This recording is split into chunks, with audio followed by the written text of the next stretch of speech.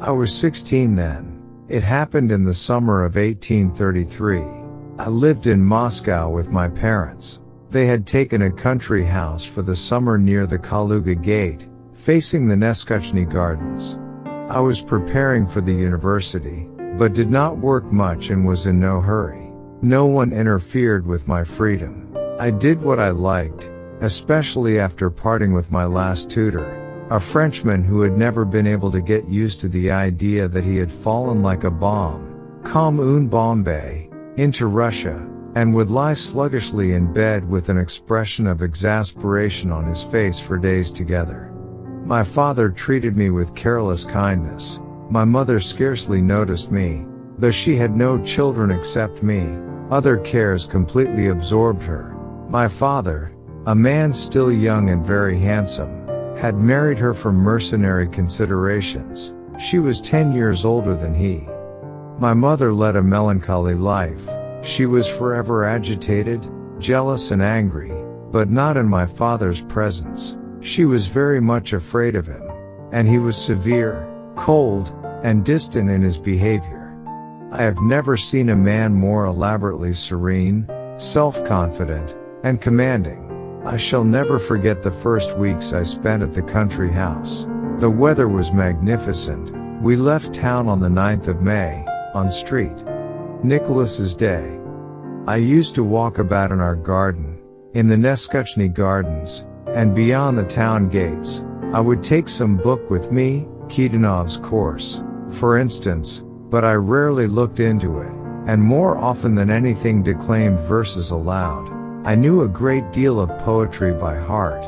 My blood was in a ferment and my heart ached, so sweetly and absurdly. I was all hope and anticipation, was a little frightened of something, and full of wonder at everything, and was on the tiptoe of expectation.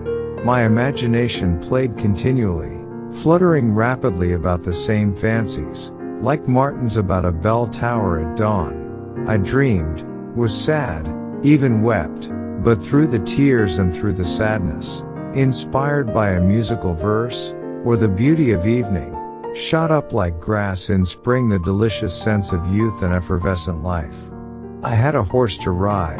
I used to saddle it myself and set off alone for long rides, break into a rapid gallop and fancy myself a knight at a tournament. How gaily the wind whistled in my ears, or turning my face towards the sky, I would absorb its shining radiance and blew into my soul, that opened wide to welcome it. I remember that at that time the image of woman, the vision of love, scarcely ever arose in definite shape in my brain, but in all I thought, in all I felt, lay hidden a half-conscious, shame-faced presentiment of something new, unutterably sweet, feminine.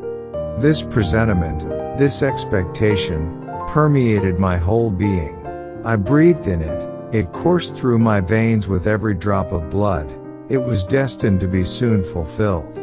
The place, where we settled for the summer, consisted of a wooden manor house with columns and 2 small lodges. In the lodge on the left there was a tiny factory for the manufacture of cheap wallpapers.